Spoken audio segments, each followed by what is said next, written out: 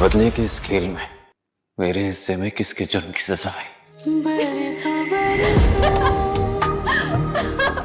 खाली नैनों। तो बिलाखिर वही हुआ दोस्तों जिस बात का डर था। महविश का निकाह हो गया फाइनली ज़ैन के साथ। यहाँ मदीहा बेगम भी अपनी चाल में कामयाब हो गई।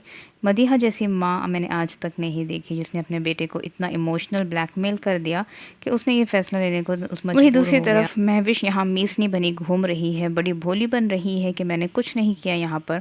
और जब निकाह की बात उसे पूछी जाती है तो इनकार कर देती है, कहती है ज़ैन का निकाह तो महानूर से ही होना चाहिए, जाइए और महानूर को ढूंढिए। जबकि यहाँ पर सारी चीज़ें जो है वो हो सकता है महविश भी इसमें इक्वली इन्वॉल्व हो पूरी तरह से। महविश और मदीहा बेगम दोनों ने मिलकर मामू मवानी के साथ ये प्लान बनाया था, क्योंकि मामू मवानी को सबसे पहला फ़ोन मदीहा बेगम ने ही किया था कि आ जाओ और अपनी महानूर को लेकर यहाँ से चले जाओ। तो यहाँ पर जब ये सब कुछ हुआ है, अंजाम हो गया है, तो इसमें ज़ाहिर सी बात है बहुत से लोगों का हाथ होगा। और यहाँ पर दूसरी तरफ सेठ अकरम के साथ भी महानूर का निकाह होता हुआ बताया जा रहा है। उन जो भी वीडियो क्लिप्स आए हुए हैं उससे ये पता चल रहा है कि महानूर का निकाह सेठ अकरम के साथ हो चुका है।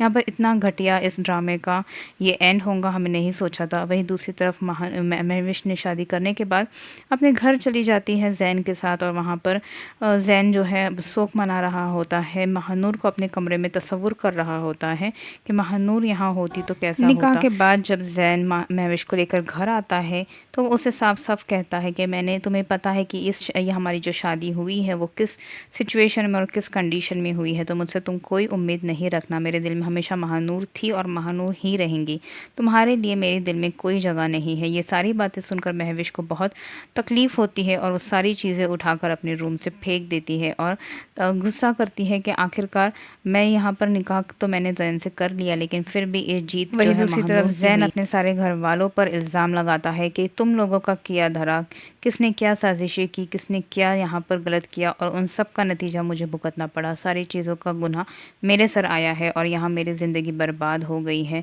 मेरी मोहब्बत मुझसे चली गई है, दूर चली गई है। यहाँ पर महविश से मेरा निकाह कर दिया गया है, ना चाहते हुए भी मुझे ये करना पड़ा, अपनी माँ के कहने पर, अपनी माँ के होते हुए।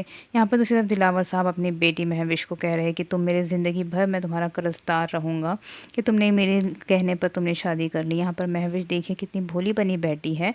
वहीं दूसरी तरफ हमने अभी तक यहाँ पर देखा कि महानूर का कोई अता पता नहीं है, ना ही महानूर को ढूंढने की कोशिश की है यहाँ पर किसी ने।